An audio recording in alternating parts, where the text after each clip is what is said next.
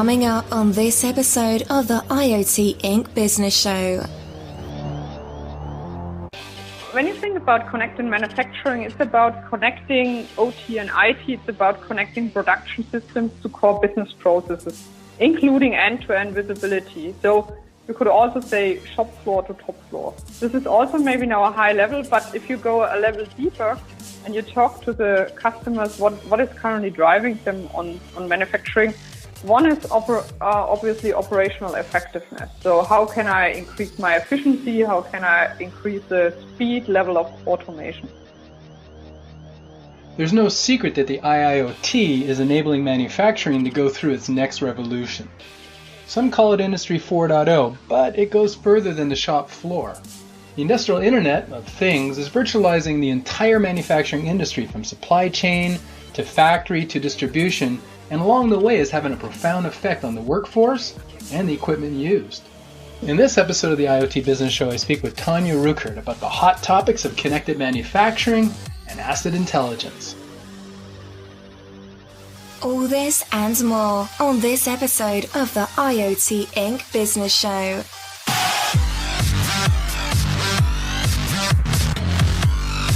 The people, the business, and the technology of the next generation internet. This is the IoT Inc. Business Show. And now, here's your host, Bruce Sinclair. Hello and welcome to the IoT Inc. Business Show. This show is made possible by sales of my book, IoT Inc., published by McGraw-Hill, and the IoT Inc. Certified IoT Professional, or ICIP, online training and certification program. Become a certified IoT professional by completing the program's 3 courses: ICIP Technology, ICIP Business, and ICIP Strategy and Digital Transformation. Details of which can be found at www.iot-inc.com. That's www.iot-inc.com. With me today on the IoT Show is Tanja Rueckert. Tanja is EVP of the IoT Business Unit at SAP, with end-to-end responsibility for all areas of manufacturing, supply chain management, asset management, Internet of Things, and Industry 4.0. I met Tanja a few times now, first at the Industrial Internet Consortium, and then at Internet of Things World a few months back in Santa Clara. We got along pretty well, so I thought I'd invite her on the show. Tanja, welcome. Thank you. And such a warm welcome on getting along well is very nice. Yeah. Well, we actually, I think we set the tone at the conference because, most Americans, they don't hug people when they're on stage. And I liked it. We got a nice hug and we started off things well. Virtual hug. Digital world and virtual hug. Okay, back to you, Bruce. Yeah, we're going to do this all virtually, and of course, Tanja's time zone is a little bit ahead of mine. She's at the end of her Friday, which I'm a little bit jealous, and I'm at the beginning of mine. But why don't you tell us, Tanja, what's the last IoT-related project that you've been working on recently? I think the last IoT-related project was a lot of customer workshops we had just when I was in Palo Alto and in Mexico, where we discussed with several customers how to transform their business. And it often starts with an efficiency discussion or increasing the level of automation, so in the shop floor. And then it continues, what could we do to increase or add another revenue stream? What could we do to have a new business model? What could we do to have another maybe personalized product and service? So it really gets very interesting, starting from efficiency, going to new business models. So, Tanja, are you actually getting hands-on? Are you playing in the software and the hardware? We are getting hands-on with several of our partners when we look at the sensors and the gateways, but we are providing the software. So I think we are kind of in the heart of the overall, you could call it a network, and connecting the devices, the dots, connecting everything with a business process, with a business system. But we are not a hardware provider. But we obviously partner with many companies who are providing, if it's robots, if it's, as I said, sensors, if it's devices, because we are reading all the data and we want to make sense out of the smart data and make sure that we could create some insights for our customers, for the companies to drive the new business models or change some of their current business processes. How long has SAP been involved in IoT, I guess in the form that they're actually call it IoT? Yeah, in the form we call it IoT, maybe not so long, a year or something like this. What we did before was a lot of co-innovations with customers, because we believe you first have to better understand what are the dominant or the use cases which brings the highest value to the individual businesses. And I think based on those business cases or based on those projects we did in co-innovation with customers, and of course discussing also with analysts and other external parties, we then defined what should be our portfolio where we provide the highest value with standard solutions from SAP. And I think this started, I would say, 6 months ago, and also a little earlier, where we started to talk about predictive maintenance and service solutions from SAP and others. Mm-hmm. Now, are you developing any IoT-specific functionality, or is it more taking the existing functionality and applying it to the Internet of Things? Bruce, it's an excellent question. And you see both. You have cases where we call it IoT-enabled solution, where we make sure, let's take manufacturing as an example. I think we are in the manufacturing industry since many, many years, and working in the industry as well down to the shop floor. But now with the opportunity to connect to the devices, to get the data out of the machines, to really make sure the product finds its own way through the production, we obviously added more around this connectivity. We added more around this intelligence, this pattern analysis, the predictability, and so on. So this is more connected manufacturing. It builds on our existing product, but it adds more and more features where we have IoT enablement. As I said, connectivity is one of it. We also have in warehouse management the topic of robotics and so on.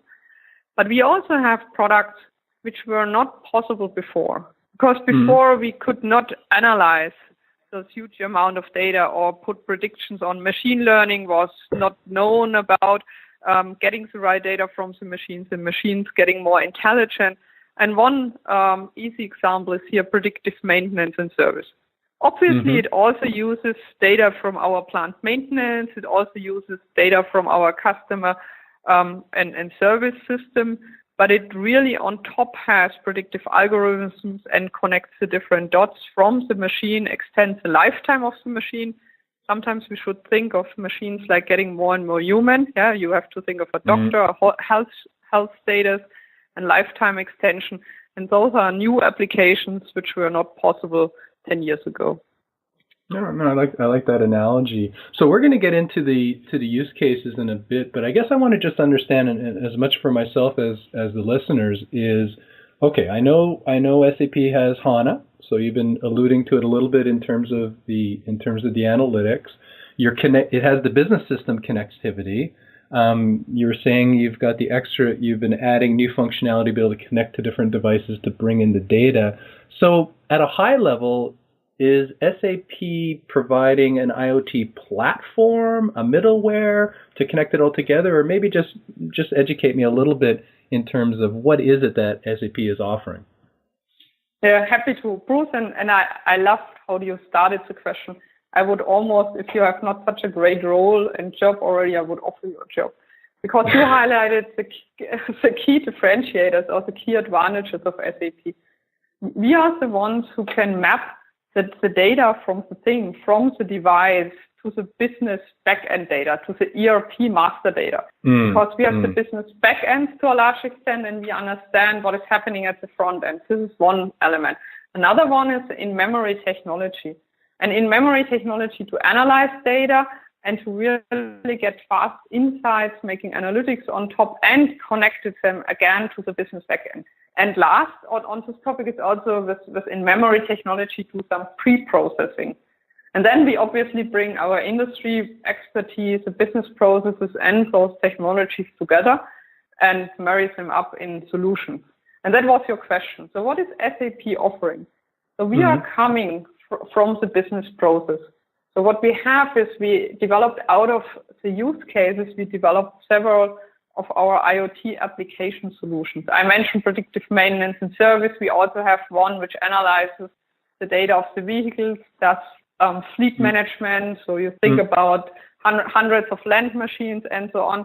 And this is building on an IoT platform. It's building on an IoT platform, open and secure, where we on top have even reusable application services.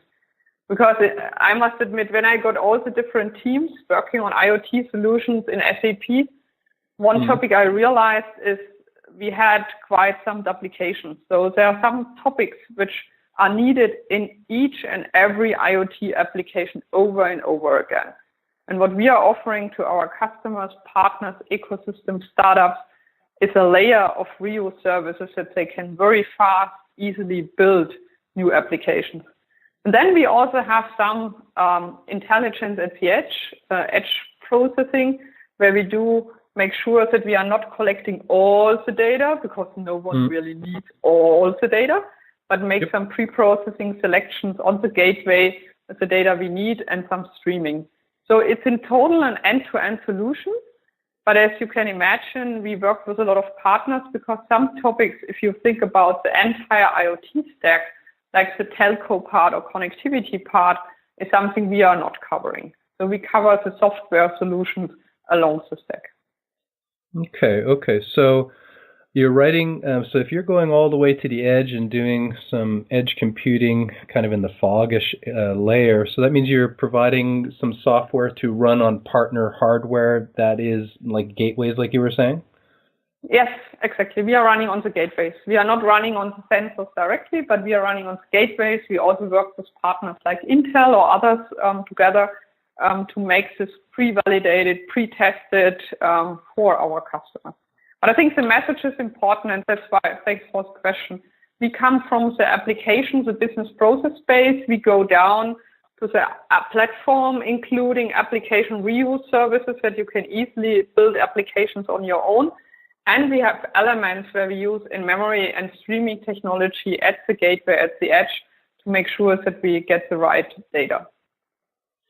Okay, now this is getting interesting. So for me, in my perspective, and listeners to this show are not going to be surprised, but all value from an IoT product is generated by transforming its data into useful information. And really the trinity of value is going to be the model that's shared between the application and the analytics. And so what I'm interested in hearing a little bit more about before we sort of get into the actual interview is on you said building applications. You have an environment for reusing applications. Can you talk a little bit more about that? Because I think this is a critical component of any IoT platform, is the development environment where you can build your models and build your applications and distribute them across a different computing surface. Yeah, absolutely. And what we believe in an open infrastructure, that means, of course, we offer our in-memory capabilities and so on, but we are also working with Cloud Foundry, with OpenStack, so we make it a very open environment. We also have storage layering. No one is able to have all data in one storage. Yeah, we know about the hot, cold, warm concept, which we also embrace in our HANA Cloud platform. If you talk about the reuse services to really fast build new applications, one element in it is, for example, we call it thing model, but you could call it, some call it type, some call it machine model. It's how you describe, and it can be an airplane, it can be anything. Yeah, it could be a train, it could be any asset, a compressor, but you always need to have some criteria behind it. You need to have a model, which is then connected to your business backend, to your business processes.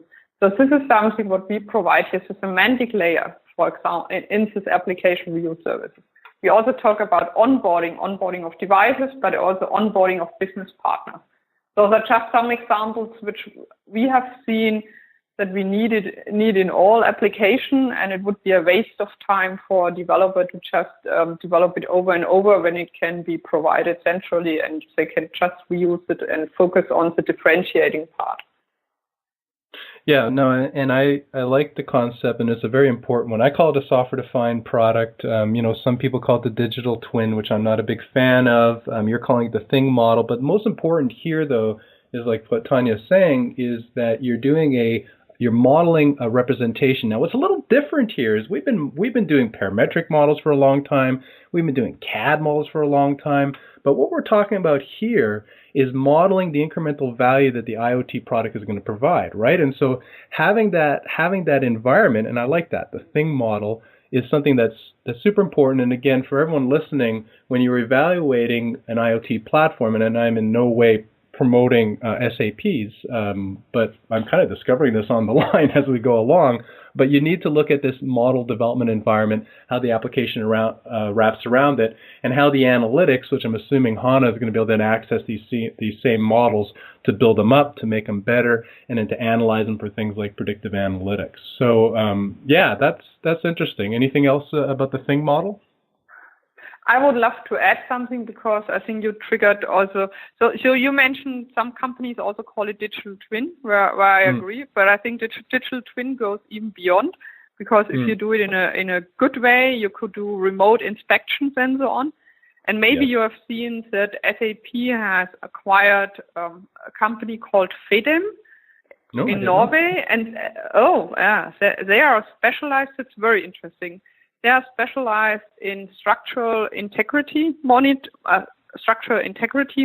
modeling and monitoring. That means they are really using old-fashioned Newtonian physics to analyze an asset. Think about a wind turbine out there where you have never access, and you want to know exactly what happens there. And this is not possible only if you take some readings and analyze it a little bit into software.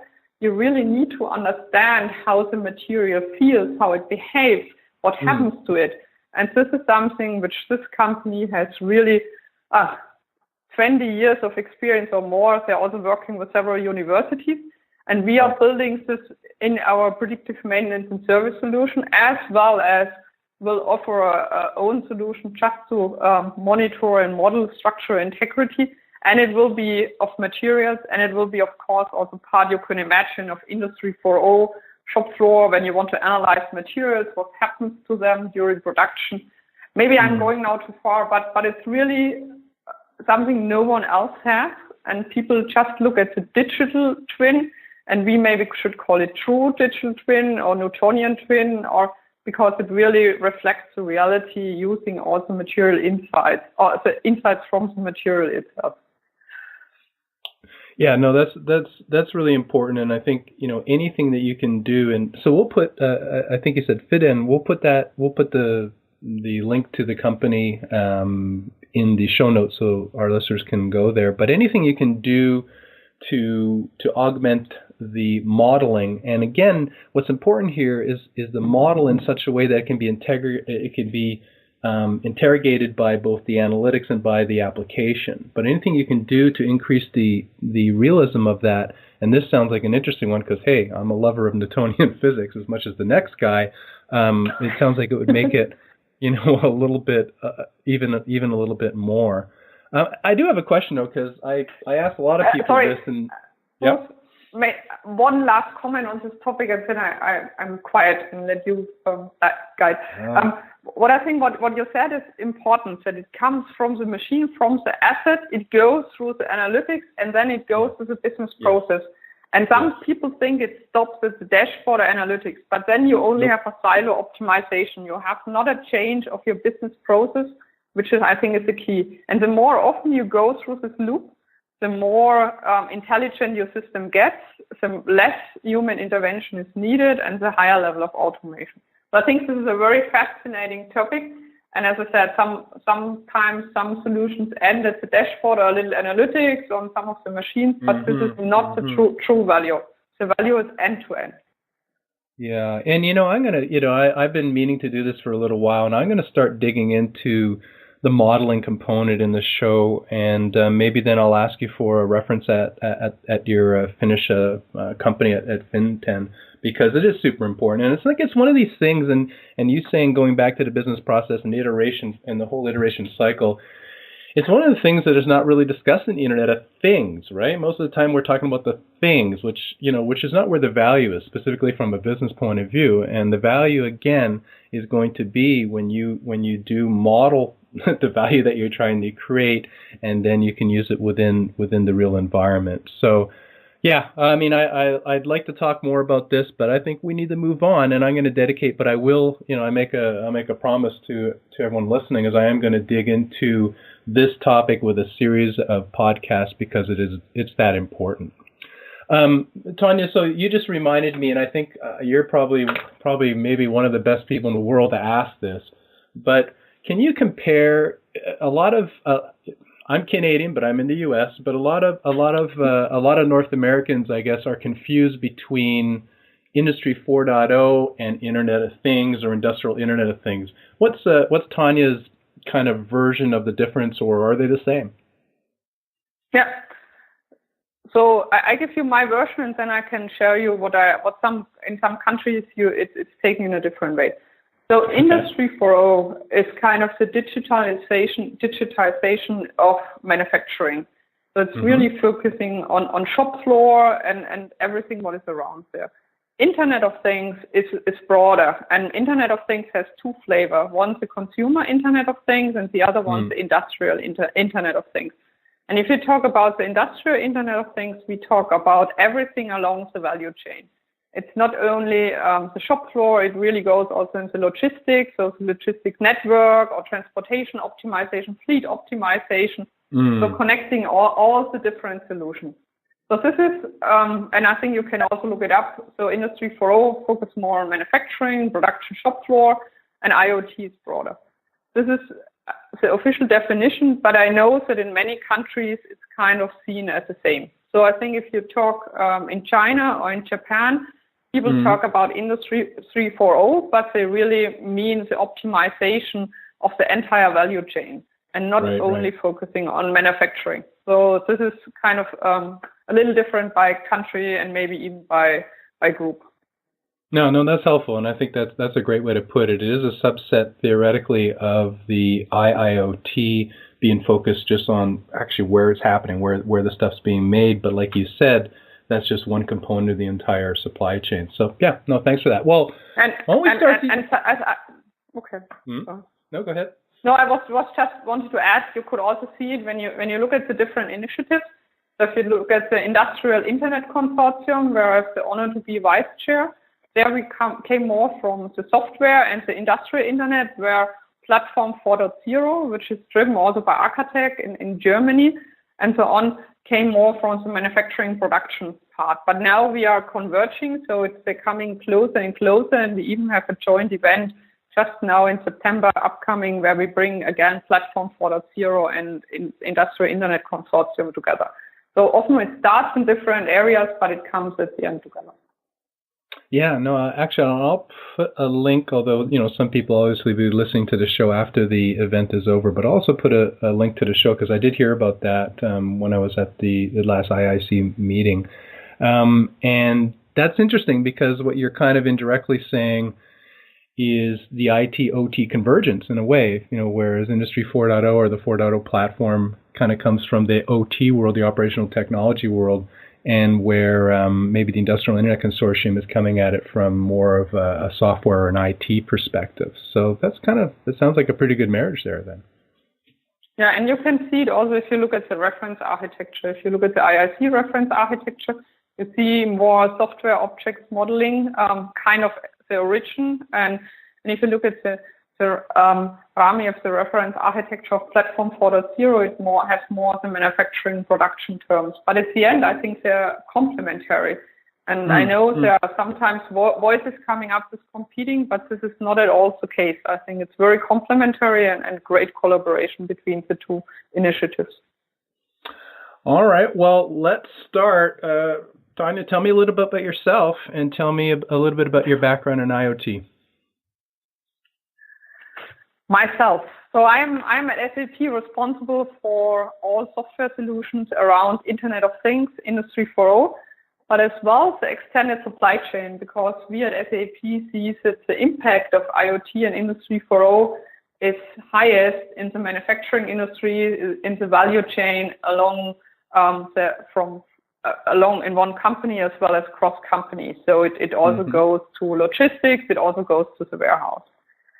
And about myself, I think I always love to work a little bit in, I wouldn't call it technology, but I want to analyze where things come from, how they are connected. I even re-engineered, my parents would say, deconstructed a radio when I was very young, and I didn't understand how I ever could put it back together. But I absolutely wanted to know what is happening there. So what is behind. And I also love to understand if data makes sense. So data science part, the logical part. I think this is something which also led, which might be surprising for someone in the IT industry. I studied actually science. I studied chemistry. And this was always a pleasure to somehow predict what is coming out. But it was also very interesting to be creative, and something completely different came out and you could bring it to the next level. So I think this is a little bit background. Besides that, I'm a big fan of family besides work, but overall IoT is something I'm fascinating because of leading edge technology, great customers to work with, and really supporting a new era of digital transformation, which I believe everybody, maybe including us on the phone, is underestimating.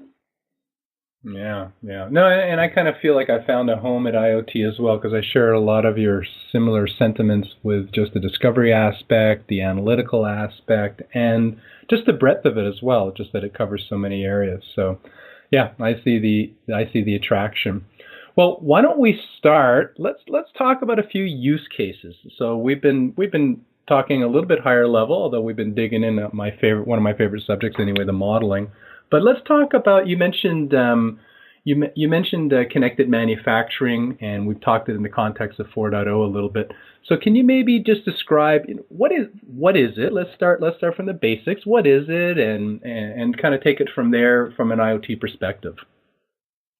Yeah.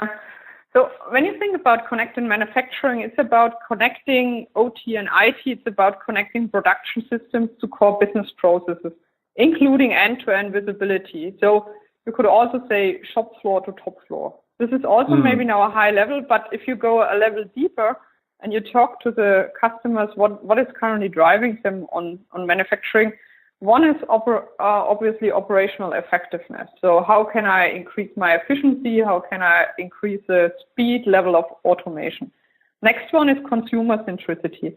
The topic of lot size 1, personalized, individualized products is key. And I think last one is also that we make sure speed of production, speed of delivery.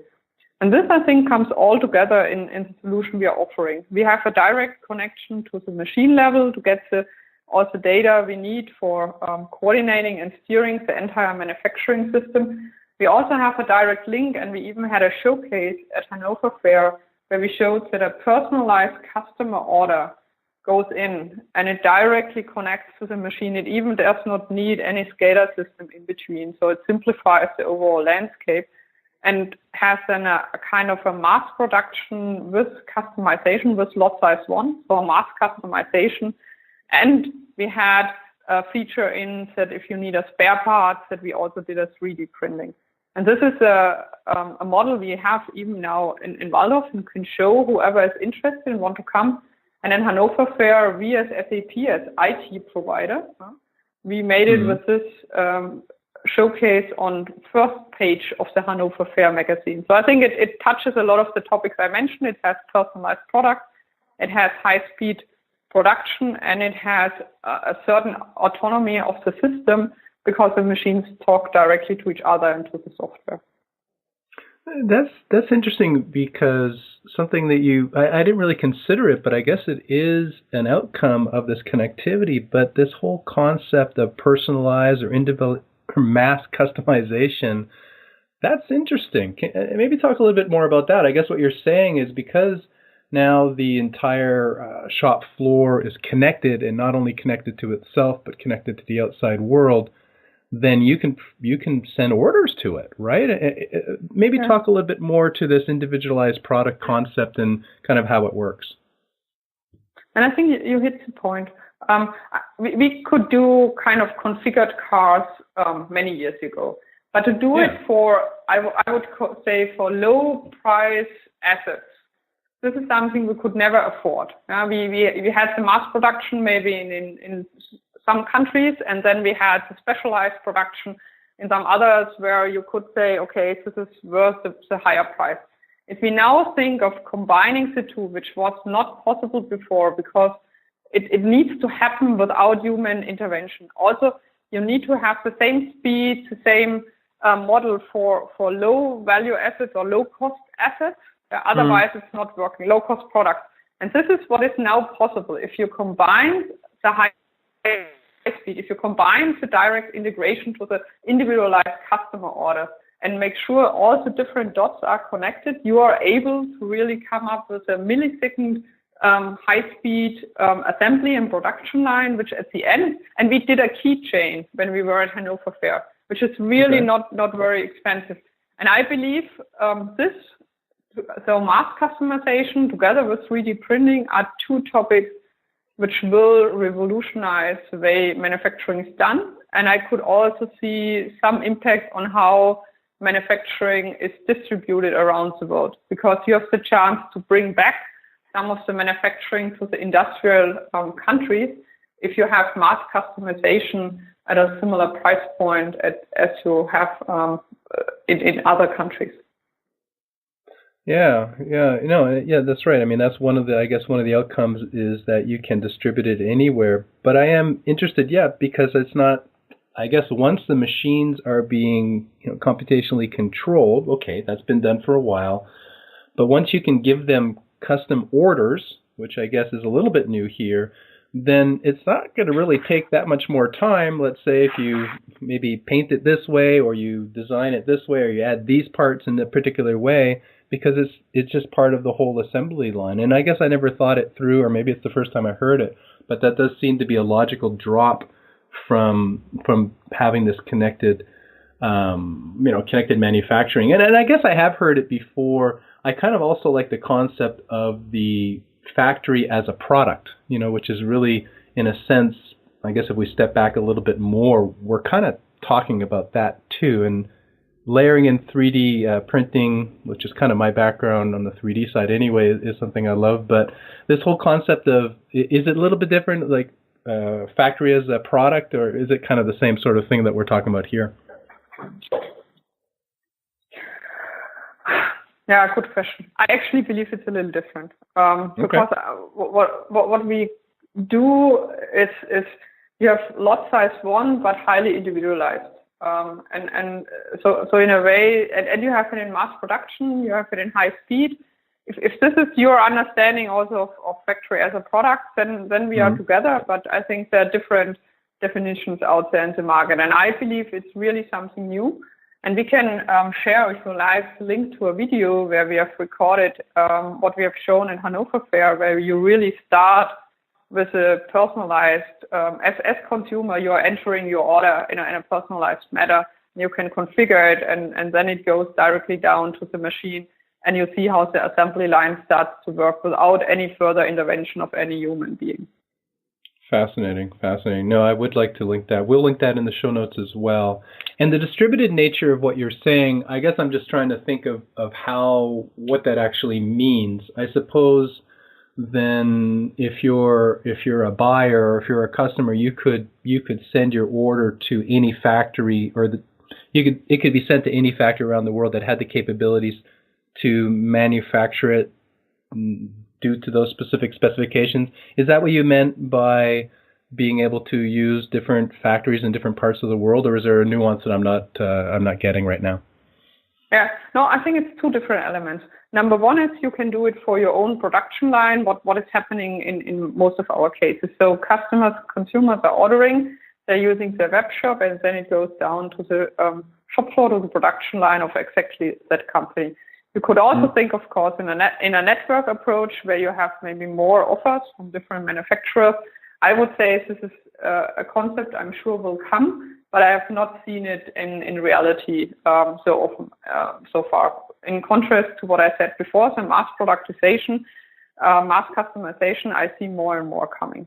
What I meant before, it might change the way manufacturing is distributed around the world. Because I think when you look back at the history of manufacturing, it started and then the mass production came up and we had maybe countries in China or others who were taking the lead there, and other countries, industrial countries, were more taking the lead on specialized manufacturing or specialized individualized production. And when you now bring those two together, I believe there's a huge opportunity also for the industrial companies to bring some of the mass production back, and obviously also for the other countries to pick up more of this lot size one kind of production combined with mass production. So we see in a few years, but I could imagine that this might change a little bit the distribution, how manufacturing companies are distributing their different facilities going forward.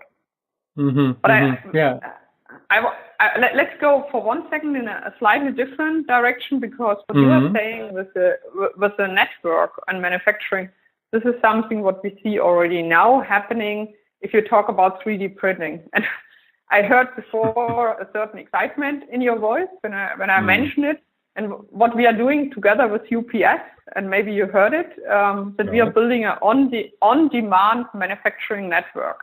Because UPS really wants to invest in making sure that they also can manufacture parts very close to the consumer with a 3D printing farm. So part of the networks, we have manufacturer, we have logistic service providers, and we are kind of the platform connecting all of them and making sure the specifications are handed over, the timelines are met, and so on.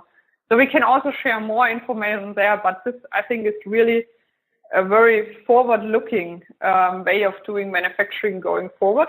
And it does not mean everything will be 3D printed. I don't know if this will ever happen.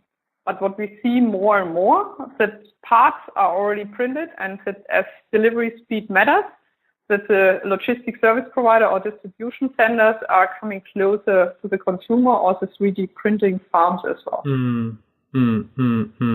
Yeah, well, yeah. So 3D in general is close to my heart because I started my career there. Actually, I started as a mathematician that was building 3D models, and they were for dinosaurs. So the first Jurassic Park movie was not my company's, but the company I worked for. We developed the software for that, and I followed the 3D printing up until now, again, just because that's kind of where I started my career. But when you talk about 3D printing, there's nothing unique about 3D printing as opposed to another, extrusion print manufacturing that is related to IoT, if you know what I mean. Is 3D printing, is it any more related to IoT than any other form of manufacturing, or is it just the connectivity that you're bringing together 3D printing and IoT? I'm just wondering, is there any extra synergy between the two? No, I think you exactly hit the point.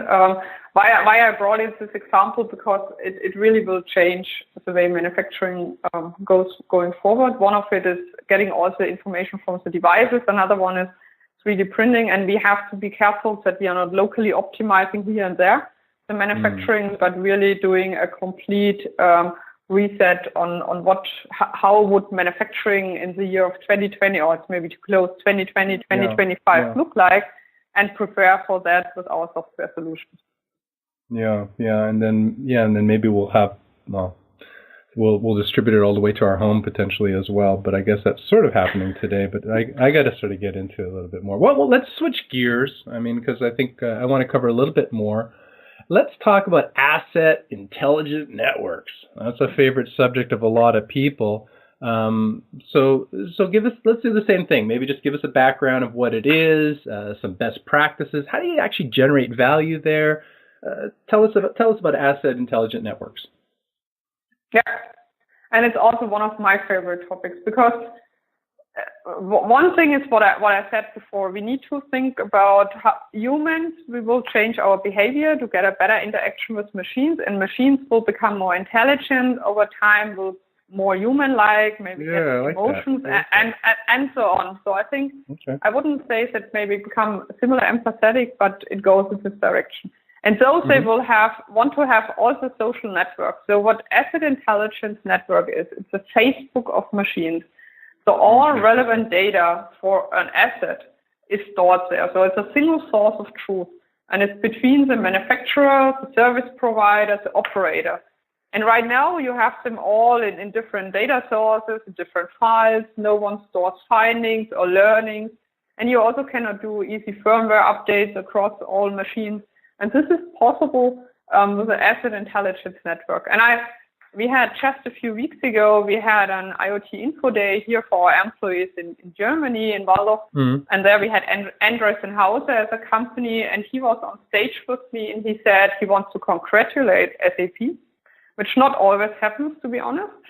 And he really thinks that this is very visionary, and they have done it, parts of it in an old tool where they also stored all their machines and so on, and they try to share some of the data, but they were never able to go in this direction of a sharing economy, making sure everybody has the same view on the data, and that it kind of evolves, becomes a learning system over time. But Tanja, explain to me, isn't this the same, or how is it different than, say, a PLM, ERP kind of environment? I mean, you guys are obviously experts in those areas too. Yeah, I think you obviously can store one time the data as well as into PLM, and I would say the PLM gets connected and can share the data and hand it over, so no need for keying it in. But I think what this network brings together, think about, in my vision of the future, I think we will anyway go away from value chain, supply chain. It will all become more network. It will become more collaborative, and all companies, the winning companies will think about changing on sharing data, being more open, collaborating also with, I wouldn't call it competitors, but with other partners in the ecosystem. So when we take this as a first step, the asset intelligence network will bring together several of the parties, manufacturers, service providers, operators of the world's assets, to collaborate around the shared equipment information to really, at the end, maximize availability and obviously also improve efficiency. This is not something you can do with a standalone silo PLM system. Right. Okay, so now I think I'm getting the difference here. So I guess, although I kind of snickered a little bit when you said Facebook, but now I kind of understand in the sense that you're bringing in some non-traditional, I guess, entities into the value chain, and you're even saying it's not even a chain anymore, right? It's not a linear process. It's going to be a non-linear one that's going to go in a whole bunch of different directions. So you're talking about, again, I guess, not that it's not overloaded enough, but we'll say it's a platform to a certain extent where you can bring together all the, I guess, entities involved in in producing that asset, and I suppose ordering that asset, and then maybe shipping that asset. Is that right? Is it the whole life cycle of the asset as well? This asset intelligence network does focus on one element when you have the asset already acquired or when you have it in production, in operation. But it obviously is connected to our Ariba network where you can order assets, and it also is connected to our logistics network. I think you have to be careful. You have sometimes different stakeholders, like in the logistic business network. You have the freight forwarder, you have the shipper, and so on. I think it's important the data is shared if the stakeholders allow it. So we are not the owner of the data. It's always the respective company. But a lot of value is in data sharing and also connecting the different parts of the value chain together. Exactly what you said. The value is not in optimizing only now predictive maintenance. The value is in going from manufacturing to maintenance to logistics, and make sure that you have the data once and you share it not only in your company, also between OT and IT, while I know it's hard, but also cross companies. So can you give us an example? I don't know if anyone's actually using this today, but maybe even a use case, but just to clarify it, or just to make it a little bit more, clear to everyone listening, how has an intelligent network like this for an asset's been used or being used today? Yeah, so I think that this application is just released, so we have several customers using it in beta, but not yet productive. But I think we have several customers using it in beta, And one is, I mentioned the company name before, but they are pump producers. And they obviously want to share the data around their pumps, that they don't have to send it out everywhere, that they have it stored in one place. And as I said, they already had a little homegrown solution, which only does parts of it, where they started to connect the operators to also make it easier to provide service and so on. So I think this is one company. Another company where we have already predictive maintenance and service as a showcase, it's our Käser compressors, who want to, besides selling the compressors, the products, they also are going in new business models in selling air, so selling the product as a service. And they are also now extending it to the asset intelligence network. So they are kind of combining several of our solutions and sharing the data between the solutions and providing it as they are the manufacturer. They also provide it to the service provider. Partially, they are also doing service provisioning. So it's the same company, but sometimes it's also a partner. So this is another case. Third example is, for example, a large chemical company who really see value in making sure together with the manufacturer, so they are kind of, in that case, the user of the asset of the machine, to get all this information online. And for them, the biggest case was sometimes you have findings and you want to report them back, and you directly also want to change maybe the next production line and so on. And you want to do or Käser, for example, was very interested in the firmware updates, that you can do them all at one time. So it's always a little different tweak, but I think the customers are pretty excited and believe this is very forward-looking, and only a few had homegrown solutions for similar cases. Okay, so now, I think that's helped me a little bit, because what I'm getting from what you described in the use cases or the customers is it's just a very efficient way to share information. In this particular case, share the asset information or the product information. Is that a good summary, or is there a better summary if we take it down to one line? I think you should go. I think transparency is always a good start, and this is absolutely one of the benefits. But keep in mind that our networks and our IoT solutions are also learning solutions.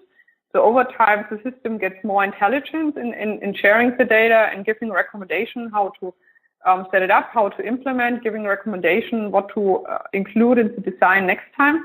So it's not only that you have kind of display, but you also get some insights and get some predictions or some machine learning intelligence as part of using the asset intelligence network. All right, you got a bit of intelligence thrown in on the side. All right, well, Tanja, this has been awesome. I feel like we can just keep on talking and talking. This is actually the most we've ever talked, right? But I feel like we can keep on talking and talking. However, it is Friday night for you. You've just come back from a business trip, so maybe we can just end it by, if you could tell our listeners, where can they find out more about you? Where can they find out more about SAP's IoT solutions? So first of all, thank you for this opportunity. And Bruce, while it is true, I came back this morning from California, and maybe I should be tired. It was very energizing, and I hope the listeners also could get something out of it, and I hope we continue at some time. So how can you find more out about me? That's very kind, and our organization and product. Obviously, you can visit us at sap.com. You can also go at sap.com solution Internet of Things. So we have a separate, no surprise. Or on Twitter, we have a hashtag SAPIoT. I'm also at LinkedIn, while I must admit I'm maybe not so active on LinkedIn than on Twitter. So I think that those are some places where you can find SAP information on IoT solutions, as well as about myself. Excellent, Tanja. Well, thank you. I enjoyed it like usual. And next time you're in California, make sure you look me up, and we'll continue the conversation. So thanks very much. Yeah, Bruce, thank you very much. Thanks to everybody who listened. Thank you. Okay. That was a good talk with Tanja Rueckert. This podcast goes vertical, deep diving into different topics each week. If you prefer a more horizontal and structured approach to learning IoT business and its orbiting technologies, check out my book IoT Inc., published by McGraw-Hill, or become a certified IoT professional by completing the ICIP training and certification program. For details, just go to www.iot-inc.com. Also go to www.iot-inc.com for an analysis of this episode, links to things that were mentioned during the episode, and very importantly, the episode's PDF transcript. Just search for the name of the episode or the guest. If you're new to this podcast, subscribe. That way you'll get every week's episode delivered straight to your device. Or, if you've been listening for a while, there are 3 ways you can support the show. You can leave a rating or a review on iTunes. Just go to iot-inc.com/iTunes. It only takes 1 click to leave a rating, a little bit longer to leave a review. You can share it on social. I'm on LinkedIn, to a lesser extent on Twitter. And of course, you can support the show by buying my book, IoT Inc., or the ICIP training and certification program. It's how I pay the bills. Next week's episode is a recording of a panel, creating value from connected things. I hope you can join me then. I'm your host, Bruce Sinclair. Thank you for listening.